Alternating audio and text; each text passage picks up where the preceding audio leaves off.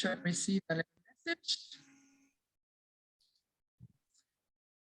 Okay, so maybe a few words in terms of the background. The idea of such an ePAG feedback session was born last year in one of the ePAG steering committee meetings.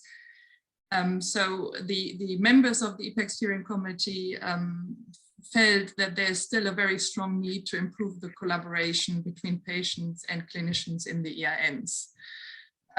So as one way or as one tool, main tool to improve this collaboration and to build the relationships, they suggested to have annual sort of check-in points, informal check-in points between ePAG advocates and clinicians from the same ERN to sort of reflect on what issues are currently in terms of collaboration, possible solutions, and to set shared objectives in terms of collaboration for the next year. And then to have these recurrent on an annual basis to monitor progress towards set objectives and to just have opportunities to meet. And as I said, ERCnet and Liver are the first two ERNs who have had these feedback sessions. And that was just within the last 2 months. So we found it was very timely to present experiences from these sessions. So the objective is that you learn from Claudia and Angela in terms of how they structured these sessions, what was important to consider for the success of the sessions. So they have some top tips and some lessons learned for you so that you might be able to, if you want to replicate the sessions in your own ePAGs. So we'll start with Angela, and I will share your slides, Angela. A second. Thank you. So good afternoon for everybody. I'm happy to share with you our experience. And I would say that, first of all, we need to have a problem to solve. So it was our case. So the need of having to improve collaboration existed, and so this was the objective of our work. And so one of the main objectives of European rare networks in general is to improve care and health of rare disease patients, and the importance of having a patient-centered system giving voice and power through the advocates being equal partners and actors in the policy and program design as well as evaluation. And this cannot go just like this. So it implies so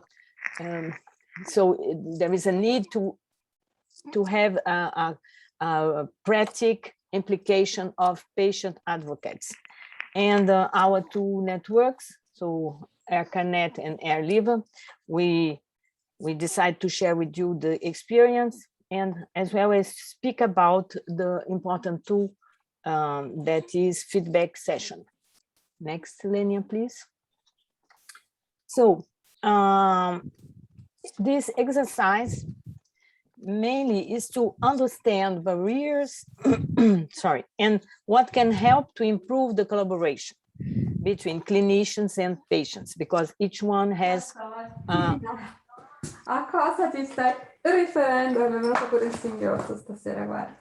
so somebody that did not cut off the microphone. Please mute your microphones if you are not. Annalisa, can you please mute yourself? Oh, sorry. Sorry. So, so this feedback session is an important tool and a methodology that Eurodis developed from a need expressed by in the steering committee. And this tool helps to clarify and to share a common understanding of roles and responsibilities of clinicians and patients representatives, to build rapport and exchange about the perception of the collaboration, and agree on goals for a better a better cooperation. Please. So our methodology was a little bit different.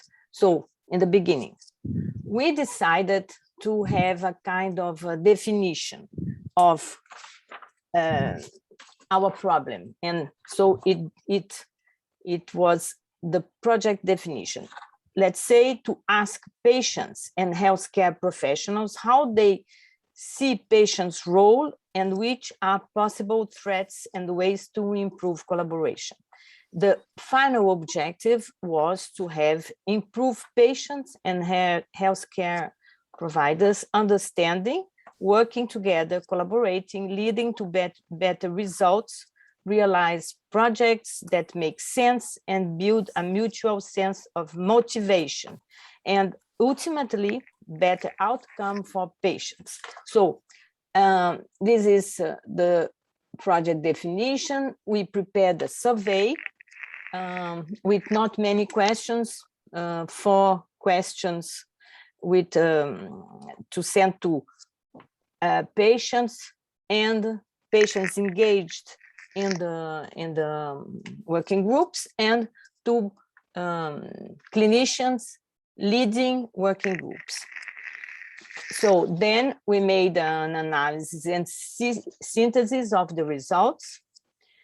When we had everything prepared, we had a meeting with working group leads, and ePAG, namely representatives, to present these results. And then the feedback session took place with the support of Eurordis and the help of the Office of ERN. And then we built, agreed and concrete plan for 2022. So it was not only discussion, but concrete plan that was made from the survey and from the feedback session. And then we presented this in the ERN annual meeting. And we present this in this meeting that concrete decisions were made already validated by the board. So now from 2022 on, we are going to have the deployment of this plan of actions, and next steps are monitoring progress and follow-up survey after 1 year. Please. So this is the example of the form we prepared to put everything very clearly. It's a kind of a project form, so with the name of people involved, the description, timescales, the support needed, so ERN and Eurordis, and then concrete actions to be defined, like a project that could be to construct a building or to do something else. The same for this survey and the global collaboration. Please, next. Then, this survey, let me tell you something else. If somebody would like to have a copy of the survey, we can make it available. So we had 17, I guess 17 answers from one side and 23 for the other side, patients and clinicians. So good response. And we let 2 months to have the answers for this survey. And then it was mature to have the feedback session, because we had already a kind of idea which are the main problems and what we should progress. But anyway, the feedback methodology is very, very important. So next, please. This is an example of the result of the survey. You see, so I took just 2 examples because we have not many time. So this is the most important qualities of the ideal clinician when working together with patients. So you see the most important qualities: open to ideas and suggestions, work together with others as a team, respectful and polite, prepared to get involved, clear about objectives, explain scientific terms, etc. Always reply to emails, values my opinion, acknowledge my input, etc. So this is seen from patient side. So now we can show seen from clinicians.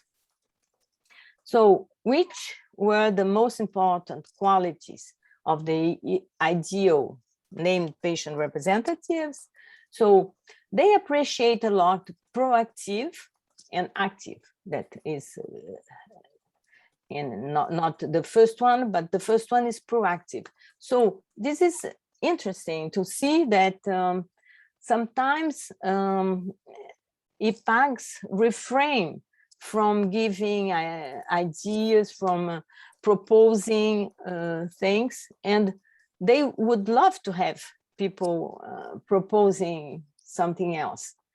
Work with others like a team. So we see in both sides the same need to collaborate, in touch with other patients, because sometimes there is a need of having the representative also I would say that to represent other patients and to have a good understanding of the unmet needs and issues of patients with the disease. So to know a little bit better which they are representing, because sometimes it can be groups that represent different diseases and they don't know exactly they should implement their knowledge. So speaking and understanding English, active, experienced patient advocates, enthusiastic, ask me questions, respectful and polite, etc. And so I'm presenting you the qualities, the main qualities. And in the end, what I also understood is that there was difficulty to understand the role of each other. So to understand the role of what patients can do. So this is important to have it clear, which role can have the patients. And sometimes patients, they don't know exactly what should they do. And so we need to progress on it. Please, next, Lenny. So to prepare the feedback, very important thing, because of course everything needs to be prepared to have a success, and to prepare the feedback session is a very important step. So we had several meetings with I would say with Eileen, who is the Hamburg office of our ERN, and with Lenia to prepare the session. And so they worked also together to choose one person to take notes and to control the time, and Lenia that helped to ask the questions and to make the chair of the session. So and we asked first the agenda, just to give you roughly an idea, tour de table, then a personal experience, and goals for the next years, and closing. Next, please. please. So the experience, we went through 3 questions. How satisfied are you with the way in which patient representatives and clinicians work together? Second, story of success on the past year. So we asked them to prepare in advance what they would like to say.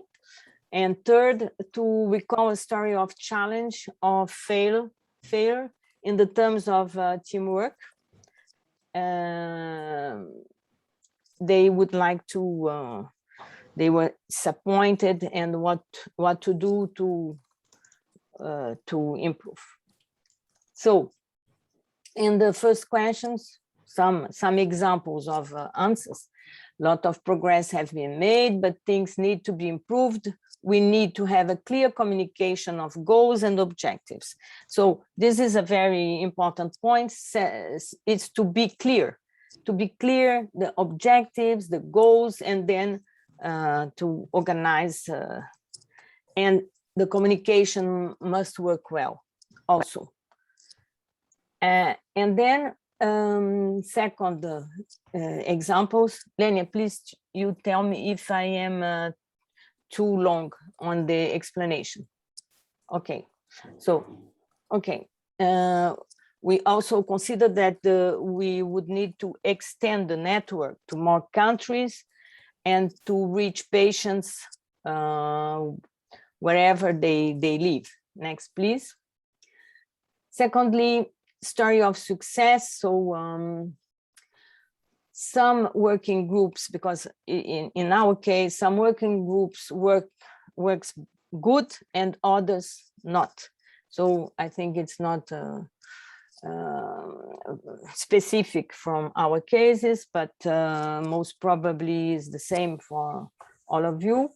Some working groups difficulty because of I don't know, the leads, the cultures of because also there is a problem of different cultures. So different countries, the different health systems, different cultures, and also medical background and patient background, which are not the same. So it's not very easy to have the mayonnaise that works well. So and the story of success. So they had the experience. So we are progressing in good directions. So they mentioned they had patients that build stable communication with clinicians and some groups, and good examples of dissemination of survey. They gave examples of this, and a fruitful experience of clinicians that invited, etc., etc. Well, this was specific to this meeting, and fair. So groups that are not active. Sometimes also a problem is that disequilibrium between number of patients and number of clinicians. So sometimes patients feel a little bit alone, and sometimes you have working groups with 1 patient representative and 5, 6, 7 clinicians. So it's difficult to have the word heard. So to patient representatives are voluntary, so also also clinicians, but it's difficult to put this together. Sometimes the clinicians, they don't answer correctly, they don't and they involve in last time. So this is something that we would need to improve, to involve patients from the beginning. And so some support that are missing, etc. Next, please. Okay, so to have to have the objectives well defined for 2022, we used a little bit mixed of survey answers, results, and the feedback. And let's say, I think the fact that we had the survey before helped us to orientate a little bit the feedback session, to help to put out, because the answers of the survey we have not invented. They were fruit of the answers of everybody. So we could help with this knowledge to establish the plan. So from now, it was decided that each working group appoints 2 to 3 leads. So in general, 1 clinician and 1 pediatric clinician, if it's the case, and 1 patient representative to be lead. So to balance a little bit between clinician and patient representatives. And in the beginning of the year, the ERN coordination team will present the annual work plan for the ERN, including the objectives of the year, and all working group leads and patient representatives need to attend. So it's a kind of direction where ERN, in our case, ERN Live, where are we going this year, our main objectives, etc. And also, so in this, we'll have leads, clinician leads, and patient representatives involved with working groups. Then each working group set out clear short and long-term goals, set up a working plan with tasks for each person in the group to do. So to clarify what is expected from each one. And the working groups leads should organize separate meeting with the group's patient representatives to discuss the work plan, where they can contribute, etc. So this will contribute to a better comprehension of each and where to go. So then also patient leads and EURORDs will inform to patient representatives about their role in the working groups, because this for us was a little bit complicated. Sometimes there is a need to inform and the need of mentoring and coaching can be helpful for patient representatives to find their way into working inside ERN. Okay, next, please. And the last but not the least, so the need to extend the network to more countries, more patient groups, patient representatives, and the ERN Live patient representatives and clinicians can help patients to create patient organizations locally where there are not patients already organized, because we cannot have people coming without any organization. So we can help patients to build up a system, a patient group or something like that. So in our group, we decided to do it. So quality of life, unmet clinical needs, guidelines, best practices are very good transversal topics that patient representatives and clinicians can cooperate within the disease working group.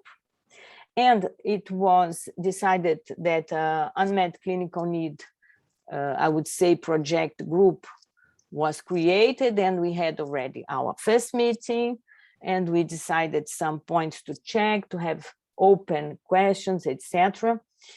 And something that is very important, the great majority of patient representatives and clinicians work in a voluntary basis. And there is a need to have motivation, and this can be helped by having clear objectives, precise goals, and having a pleasant, without stress ambience. So this is very, very important from our point of view. Next, please. So some top tips from a feedback session. The preparation. The preparation, very important. Make sure everybody understand the feedback, that is this session will be shared leadership responsibility. The participants to be prepared ahead from the meeting and prepared based on specific questions that were shown before. And they would need to know what they would like to say, what they would like to express, and to be more effective during the meeting. Then encourage people to contribute for this reflection, to show that these contributions are going to be heard, and to value the contribution of each one, to be more, the atmosphere to be more positive. So there is a need to respect the time of the others. So because of course, always there are people that don't respect the time for the others and don't leave the others speak. Next, please. So the participants need to agree on common objectives, leading to a high commitment of the team, and levels of respect. This goes without saying, but it's better to say. And they need to be open-minded, share ideas to the benefit of all, and to be positive and constructive participants. This is important, to have at least people with good experience, people with not very good experience, to have all these rich contributions, but even with bad experience, to be constructive. This is very important, to not to go to say things that are not good, etc. No, to be constructive. And I would recommend this methodology, and the role, that very important role of, in our case, Lenia, and the team of Hamburg also was very, very important, and I would highly recommend this methodology. And I am open to questions, to share different documents and whatever can help.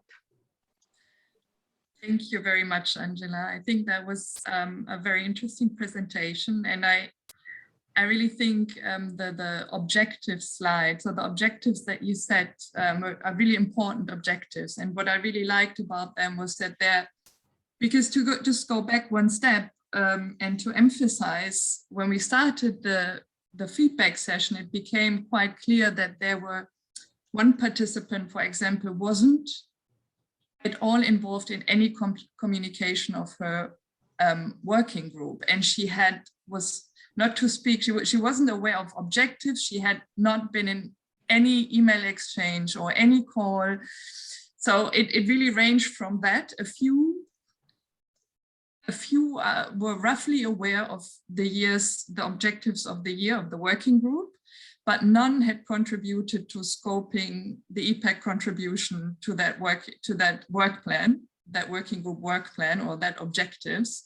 So I think the agreement to have sort of a shared leadership at the beginning of the year in terms of, you know, the working group lead, a pediatrician and a patient representative is very important, and to agree on having a meeting at the beginning of the year to really look at the objectives together, and then have another meeting where the ePAG advocate and the working group lead before the call has the opportunity to think about what the scope of the contribution of the ePAG advocate could be, and then meet and agree on you know, the objectives and the scope of the contribution were very, very interesting and good objectives. And then also to have sort of a content with the unmet needs project that every working group in ER and liver implements or thinks about an unmet need project in which to involve the ePAG advocate, so a content project as well. I think it was really interesting. And now, yeah, sorry, I just wanted to emphasize that it was a big step forward. And I really felt also, I don't know if you agree, Angela, that there was a high commitment to these because they were shared objectives. So from all the parties, there was sort of enthusiasm and a high commitment to realize those objectives, or to progress towards those objectives. I would say so, and we see already results. We see already results, and during, for example, our annual meeting, we saw the already people much more proactive and willing to collaborate. I think this is true, but still, it's a constant effort that needs to be done, because it is not because we have everything that is going to work 100%, but it's a very good progress. And I think if we speak about progress, is something already very important. And it gives courage. I don't know if somebody would like to add. I'm sorry, because I was not very good in the presentation. I was a little bit in a hurry, but okay, I can answer all questions you have.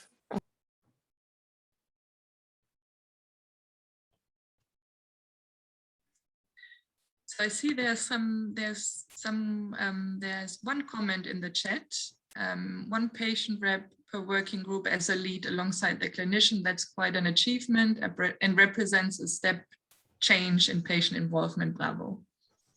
So, yes. Any other questions, or should we move on to the next presentation and then have a Q&A at the end? Maybe? May I ask something absolutely practically? Congratulations. Absolutely practically. How many groups do you have in? I wanted to see before the meeting, but I didn't find on the website of the ERN liver. How many working groups and how many transversal groups do you have? We have, for example, by the pillars by disease. We are organized by the disease. ERN and liver. And my question is, sorry, the connection is not. Yeah. The connection is not stable. Probably I should. But we. Your question, Petria, you're asking about the number of groups in ERN liver, right? Yeah, and transversal, and whether they had meetings with all of the leaders, ePAG with each one of the working group and transversal group leader. I understand. Yeah. No, it was. We kept it because especially because it was the first time we did this feedback session. We wanted to keep it very small and intimate. Yeah. So we had how many people, Angela, participated? We had 4 patient representatives and 3 clinicians. And because we decided with Lenia that we should keep this feedback session with very few people. We had already a big session with all working leads and patient representatives in the end of June, and to present the results of the survey. But in order to be more, to be possible to work, you cannot have too many people to do this feedback session. And so the idea is to bring the content of the feedback to show to the others and give good examples and pay attention on points that need to be taken. For example, I think there is a point which we have not mentioned. There are lots of things to be done. That also there is a need to give more, I would say, contribution, help to patient representatives to be more in a position to contribute in a better way with clinicians. So this is. Is that your question, Petya? Or did yeah, and really appreciate your support, Lenia, for that bridging and for having supported the ePAGs for that. I think that's really something very critical.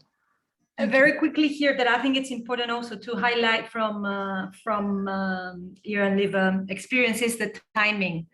And if anyone wants to do this exercise, it's important to plan ahead.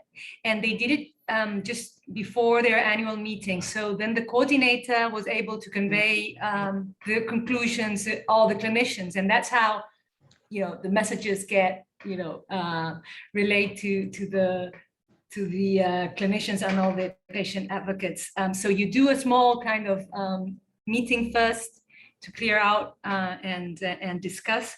But then it's very important that it's just before, a big meeting or something like that, so that there is an opportunity when things still are fresh for the ERN coordinator to share the message. It's important.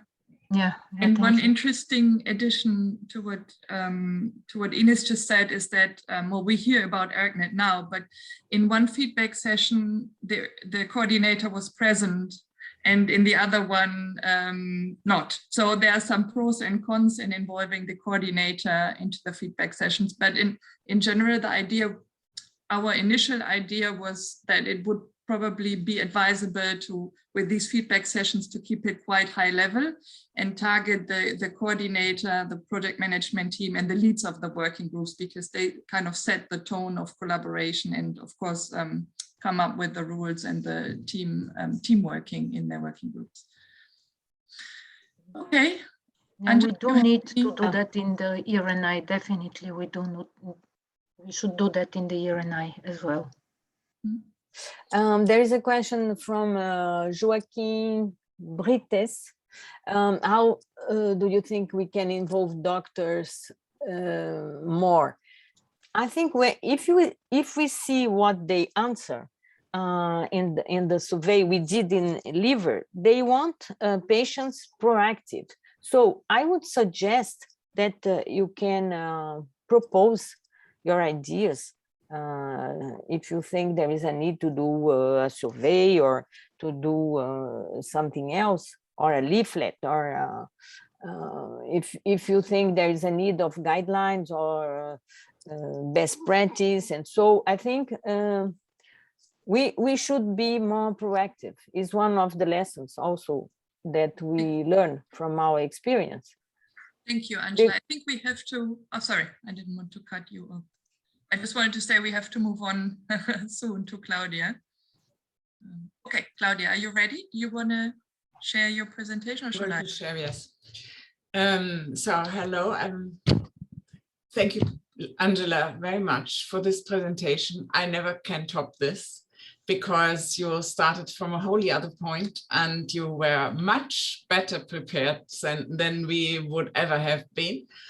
And our ERN is very small.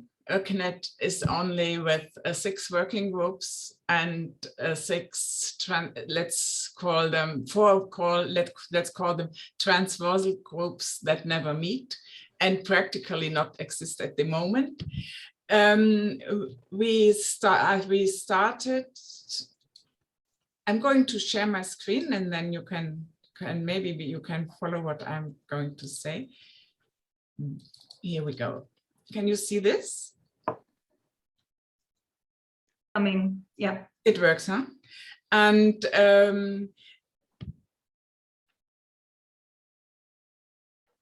okay. Okay, it works. Yes, and therefore we have a very good organized ERN at the moment, because we have a chair, a good team in the office in Heidelberg, and we have work group leads, clinicians, and one lead, one patient lead in all working groups. So in theory, this is set up very good. We have been working on this for the last years, and now it's great. But we all have the feeling, including the clinician lead and the office staff, that we don't live it the right way. And we hope to find out a little bit more about this in our meeting. To be honest, first I and all the others said, what do we need a feedback meeting for? But it turned out to be quite interesting, very good. And the best of it was to sit with people who had to say something, who could move something in a small group and discuss what the problems are. So we have learned, as I wrote here, we have learned to work together in the last years, but it was hard work, and it still is, that our work group meetings are not as they could be. We know that it is hard for the clinicians to have patients sitting there and knowing something. That is, at least in ERN kidney diseases, it is like that. But the patient and clinician leads of the working groups knew each other before this ERN started, the better the work groups work. Because this close relationship and trustful relationships between clinician and patient advocate cannot be topped at the moment when they didn't know each other, or they even come from different countries and have no contact. Our ERN has work group meetings on a regular basis, and once a year a big ERCNET meeting with all patient representatives and all clinicians invited. But this is used mainly, especially the yearly oral ERCNET meeting, to show what ERCNET office, ERCNET clinicians did to fulfill their duties for the EU and the ERN plans. This is great. I really have to say this is very, very good what they are doing in this, and how the registry is going, how many guidelines they have every year. But on the other hand, as we always say, patients are not involved in this. It is a little bit hard to say that patients are not involved in this while it's working. And this is the stress we have and the problem we have, to find ways to be involved more than now, when we cannot say the outcome is not as patients would want it to have. That is one of our problems here. And then we were talking about this, we were openly talking about this, and we had 2 clinicians, 3 project managers from the office, 3 ePAG advocates, and our coordinator from Eurodis, Lenya. Thanks again for all the work you're doing. It is really great. Now, we had these questions too, and the stories of success were really small from patient side, as you might remember, and yeah, nobody really knew what to say here. But the clinicians saw it another way. They were really, yeah, they said we started guideline projects and patients were involved. We started patient journeys and patient pathways. That is true, and we work together on this in some part. That is to say, the patients prepared it and presented it on the work group meetings, the annual work group meetings. The clinicians didn't really know what to do with it. Of course, some of them saw it before, but they didn't think it was useful anyway. We patient representatives hoped that they would not only help newly diagnosed patients to see what comes, or to see what kind of disease this should be, but we thought we could show this to new clinicians, to young clinicians just starting in their job, to teach them a little bit about the patient view and the total of this disease, because most of the rare diseases are never seen by students or young clinicians in the clinics already. So we decided, okay, this is the next thing. We had challenges, of course.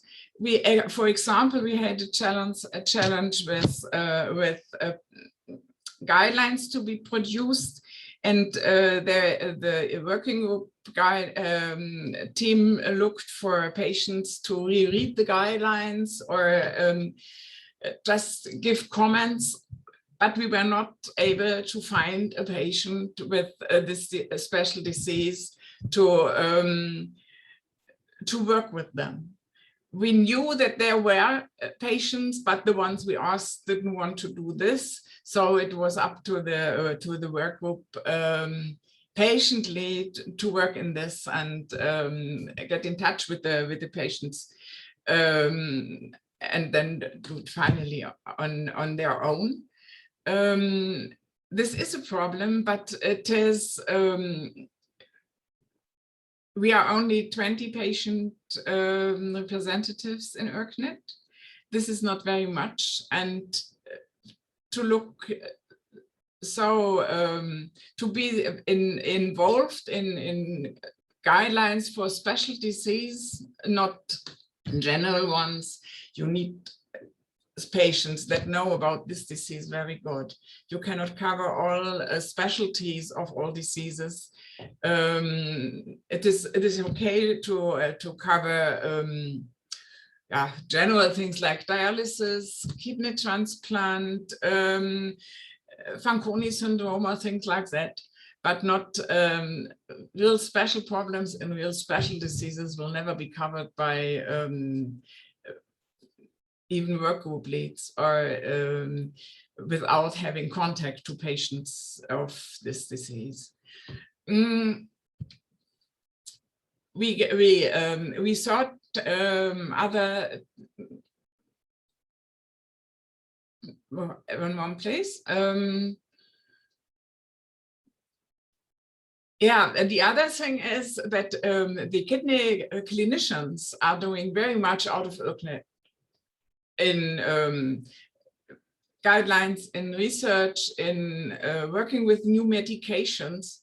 And some of them are involving patients very, very much. So we as patient representatives in ERCnet have a double role. We are in ERCnet, active in ERCnet, and active with the clinicians that do the research outside ERCnet, and we see how well this works.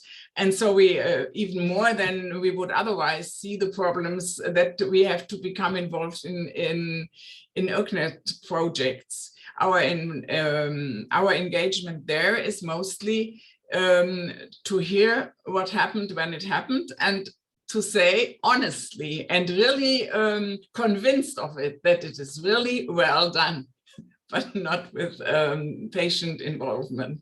But what do you say if it all works and the outcome is okay? I see Ines is laughing, but that's exactly the point. Then we say it would be a good idea to come over this, to have even a closer relationship between the workgroup leads on the clinician side and on the patient side, that they should have telephone calls every 2 months or something like that, or if there comes up something new. So they get used to work with each other and keep a close contact, and can bring this good relationship and good ideas in their respective groups then to the clinicians and the patients, so at least everybody's informed what's going on. We are having workgroup meetings twice a year now. We started this year was an idea of our chair to stay in contact. All the working groups that happen to be are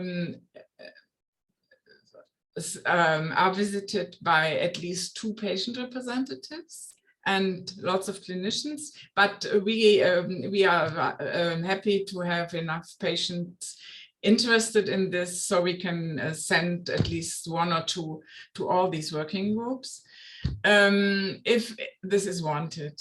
The first workgroup meeting this autumn happened to be not in reach for patients because they just got the wrong links, and the meetings happened to be without them, and it was, yeah, it showed that workgroup meetings are more very important, and it is not a good idea to have them while there is a big conference. Another one, an international congress, is not the way to have besides workgroup meetings with the patients, because this is a little bit difficult. What was to say? So objective, was it that? Yes, objective for the next year. We have to define those. We had objectives given to our clinical lead, and had a lot of help in this with the coordinator in Heidelberg. That was really nice. But there are no really work plans in ERCnet at the moment. I really have the feeling not even on the clinician side.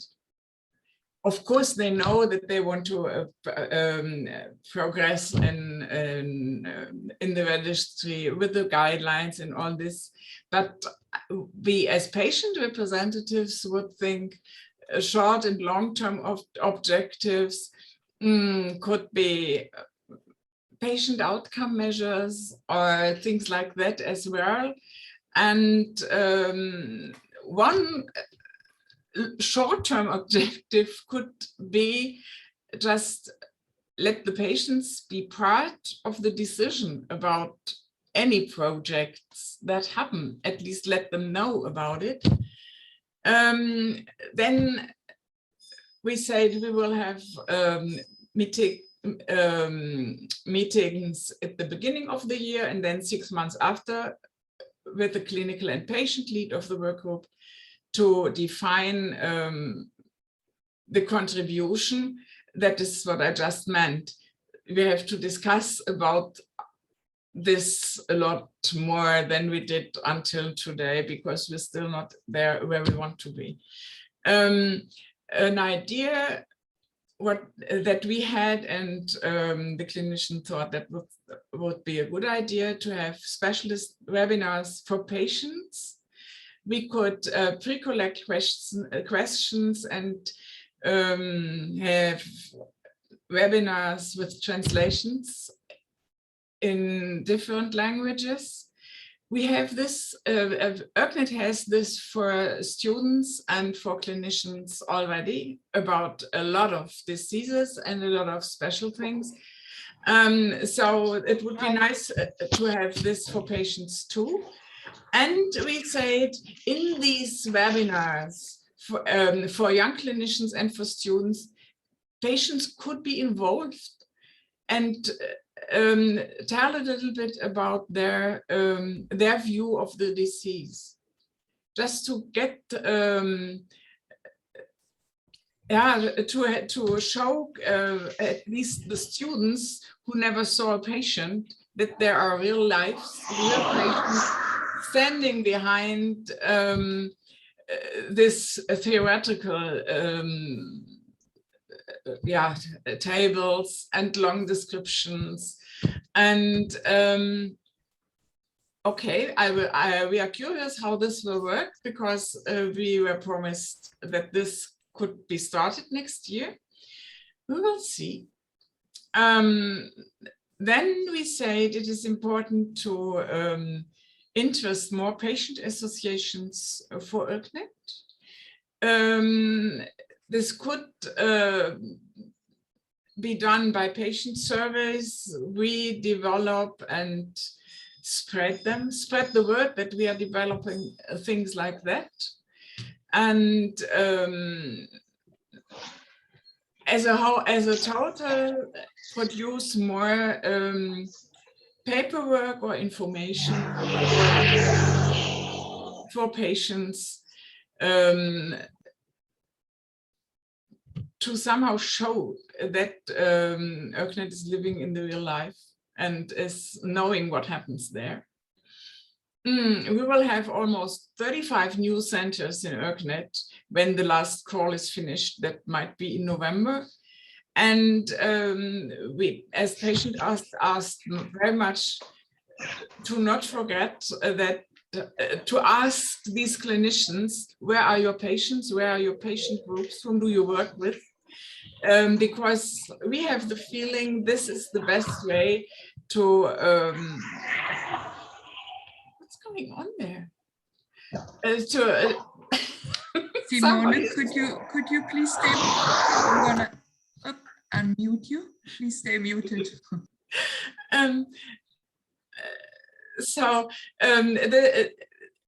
I think the clinicians are the entrance door for patient organizations in countries where we don't even know the language or have any channels to find them. We are going to work on this. We hope that we will meet very soon with all these new clinicians on the next general meeting of ERCnet, and then we will see how this will go. And then the last thing is we have achieved a lot of theoretical things. So we have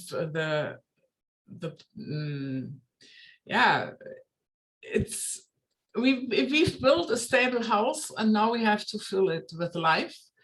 And to use all the tools we have developed in ERCnet and make them live for patients and for clinicians. So I think this is has been a very good time for resignation as a chair. And I will leave my place and give it to Susanna and Uwe. Both of them are sitting in this meeting now already. And I hope, and we had this meeting to decide this and to finish the official things for this just yesterday. And I have the feeling there's a lot of fresh air and a lot of new ideas coming up. So this would be good for ERCnet and for the patients in ERCnet as well. Overall, these are almost the same general things we learned from this feedback session. Overall, the participants were satisfied. All of us sitting there thought it would be a good idea, and we thought we should have this twice a year at least, because it is easy to share problems in a small group where everybody listens to each other, and real trust will not be generated before it shows up that spoken words become reality in the future. Sorry to say so, but it is like this, at least in ERCnet. We need individuals that want to work with this group, sharing ideas on the clinician and patient side. And I think it would be, maybe it's a good idea to have these feedback sessions with different people, with other patients involved, other clinicians involved, just to keep this process going. And our start for a good understanding and a good and a better cooperation, working together, might be to get to know each other in a personal way, more intense than we did by now. And that's in the end what we think is the most important we learned from this session. It is easy to talk to each other in a respectful way, and this was I think this meeting we had was really respectful, and everybody knew what he had from the others. But keep talking, and say what you mean and show up the problems. One of the reasons we are a little bit skeptical about the final outcome of all this is that we had lots of ideas and a long list of things we gave to the clinicians before, and we wanted to discuss that were not discussed in our feedback meeting. And everything we said, and now it took me 6 or 7 slides to show a little bit about this, was, let's say, 3/4 of a slide in the presentation we had on the last ERCnet board meeting 2 days ago. So we will see how this works out, and I'm happy with the people sitting there, the patient communication and meeting on a regular basis is really good. So let's wait and see. But I adore Angela for this big thing she made of it, really. Thank you very much, Claudia. Thank you very much. I really liked how you started your presentation, because I think we can all agree that engagement and collaboration needs to be bilateral and requires a lot of frequent dialogue and communication. And you said, it was useful to have a small group of people sitting together who can really move something. Of course, then the objectives need to stay probably high level, but it's useful. And you said that you agreed to even have it maybe more frequent than annually, every 6 months, which I think makes sense as well to monitor a little bit the follow-up and progress. Do you have any questions for Claudia?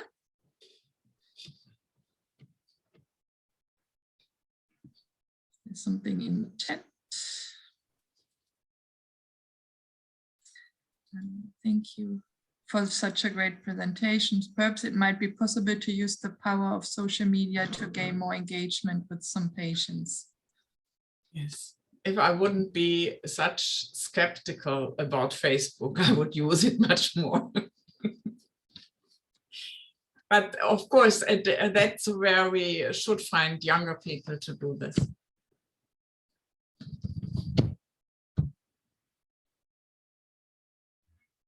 Any other comments or questions? Please don't be shy. Unmute your mics and Mary says social media is time consuming. Lenia, Yes, perhaps an idea is to have a kind of, and Claudia, I don't know your opinion, it would be good to know among the other ePAGs, which are their feelings, and if they are facing problems and which kind of problems they are facing that should be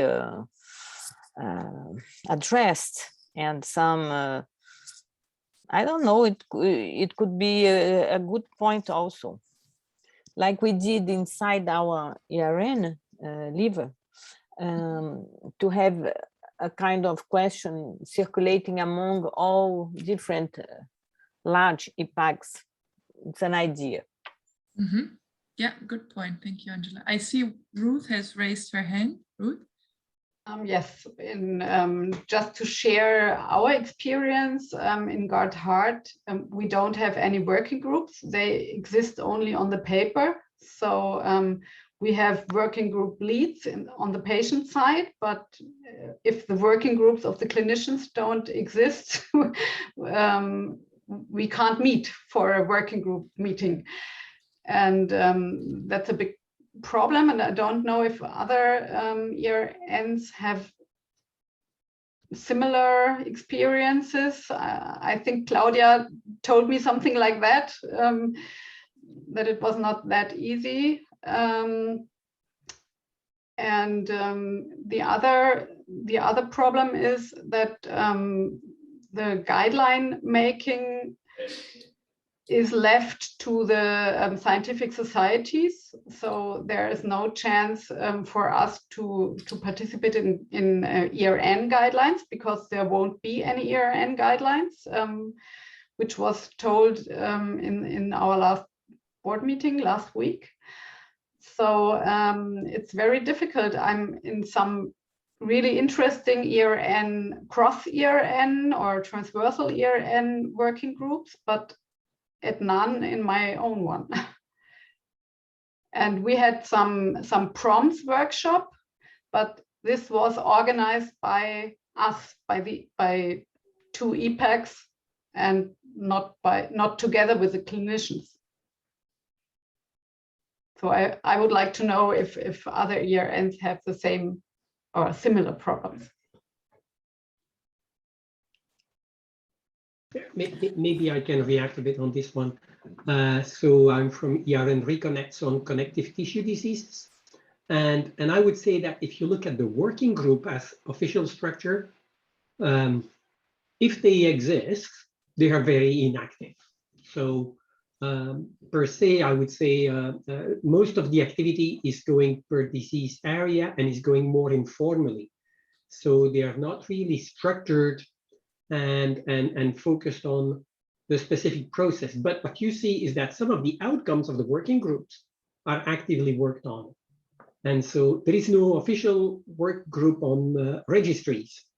But at the same time, there is a project on registries, which is really moving, but is not following the standard way of structuring and so on. And so the interactions are coming from projects where people feel energy for.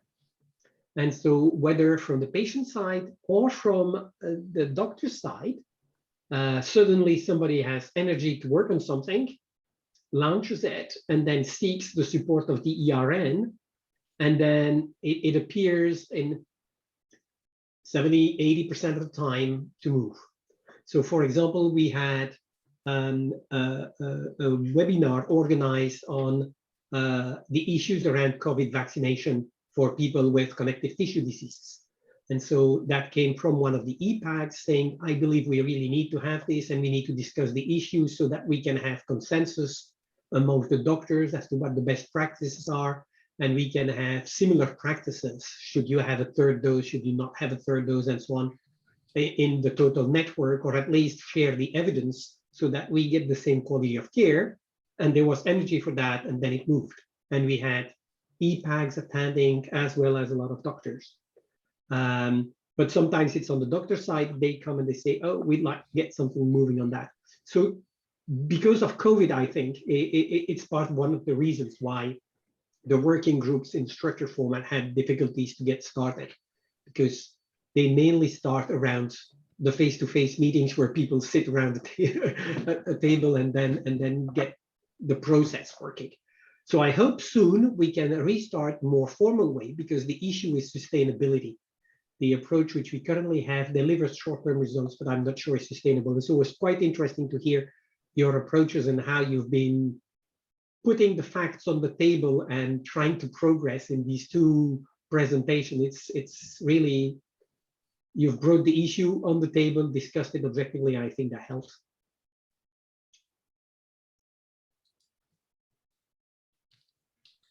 Thank you very much, Alain. I think there was another raised hand from Carmen.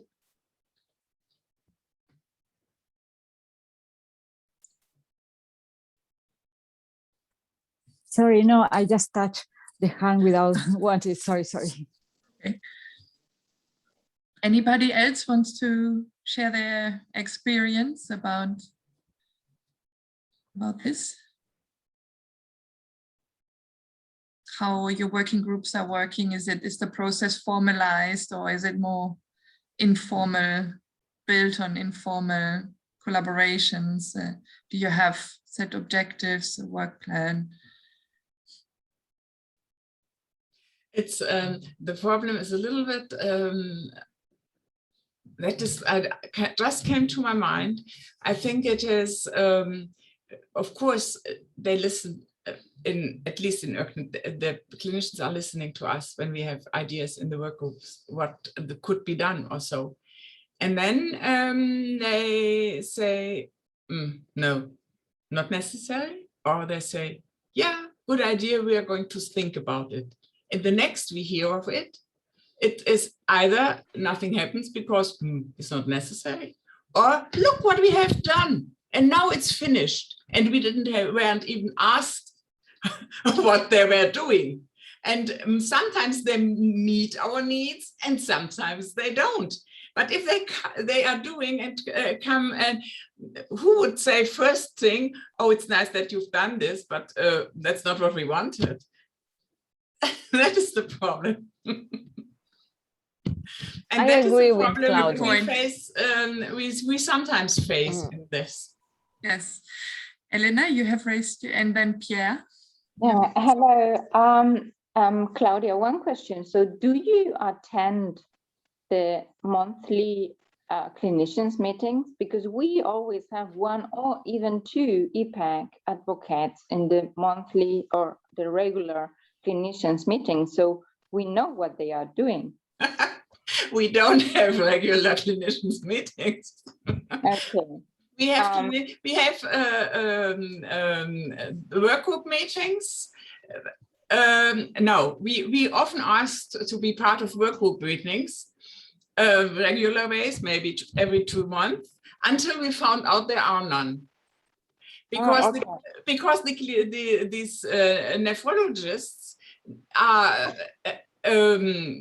have their own network outside Urknet. And they are working so very close together that they don't need these meetings. Our clinicians too, and they publish a lot, but if they are... Those meetings don't happen to be. That is why we are happy to work with the clinicians in their clinics as good as possible. And this is good, this cooperation, because Urknet is really the organization for the general things, and they are not. But you also have deliverables which were set by the commission that you have to deliver every year or every 2 years. So how are you fulfilling that? Sure. Because there is a 3 years and a 5 years plan, which you have to fulfill, and you have to show the commission what you have done. Yeah. So they always have a plan for 1, 2, 3 years, a very general plan, and That's what it is, Elena. Yeah, But you don't participate on that plan? No, it's Okay. it's almost it's the participation is that we get it shown when it's almost finished, and then everybody says, "Oh yeah, that's a good idea." This is mainly done by a small group of clinicians. Sorry if I can just add to this. That was the case in both ERN Rare Liver and ERCnet.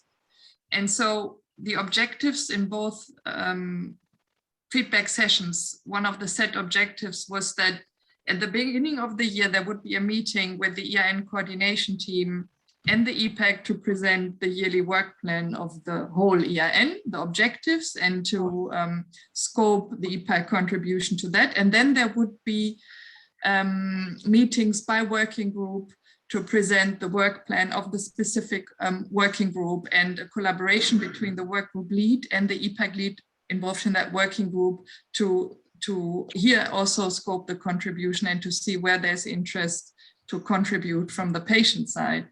So I think it's very basic, but it's very important, because in none of the two ERNs this was happening on a formalized basis, let's say.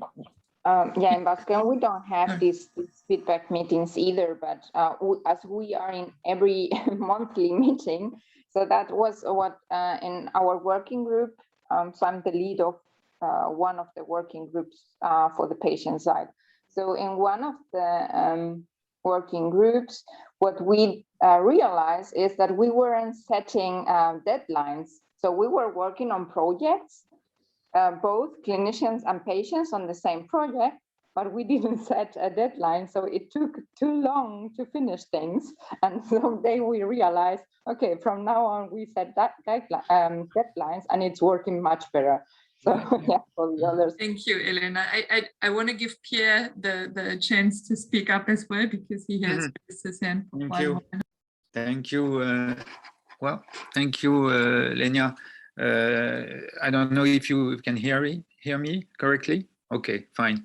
I wanted just to recall a little bit the history of EuroBloodNet, which is the network for hematological diseases, a huge network.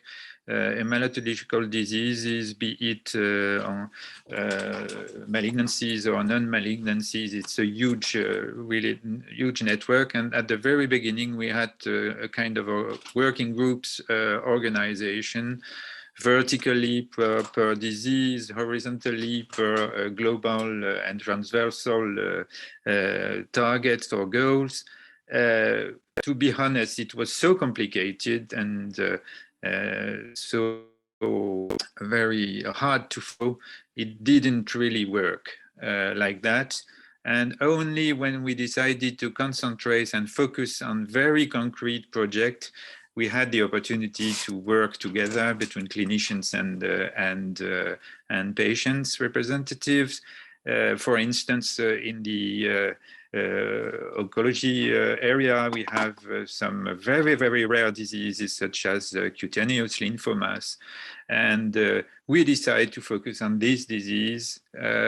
And we organized, we succeeded, it's ongoing, webinars, both for clinicians. So some of the webinars were for clinicians because it's such a rare disease that all the clinicians themselves needed some training, some information, and other webinars concentrated on patient associations or patients themselves. So only when we focused on very concrete project, we had really the opportunity to find a way to collaborate between clinicians and patients. So that's just a testimony about what we have experimented since we began with EuroBlood.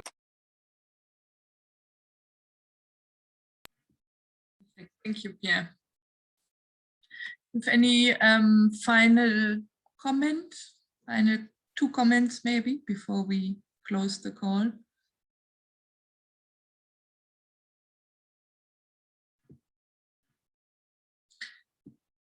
No? Okay, so if you found that useful, and if you're interested in conducting a feedback session and you want some support in terms of planning for it and structuring it, we have developed a short guide, and I think Angela and Claudia are also happy to provide some guidance, and if you want to learn a little bit more about their experience. So feel free to contact me, and I will forward all questions and comments to Angela and Claudia. I just wanted to add, maybe from the practical side of things, one thing that helped me a lot when I facilitated the sessions, because the moderation of these feedback sessions is key, especially if you have the coordinator there, or clinical leads or ePAG leads that feel the responsibility for the meeting and for the animation. And then there's a danger that they sort of take over or speak more than the other participants. Was a very precise timing. So we had calculated speaking time.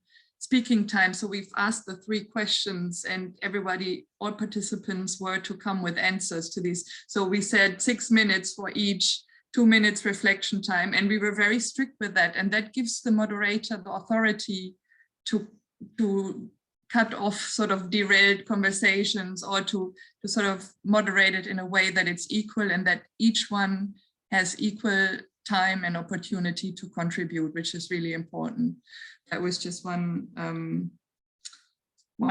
practical tip that I wanted to add. Okay, so if there's no other final comment or questions, I thank again very much Angela and Claudia for their brilliant and presentations and contributions and advice. And to all of you for participating and your interest, and I wish you a nice evening. Thank you, Lenya. Bye. Bye. Bye. Thank you. Bye-bye. Bye.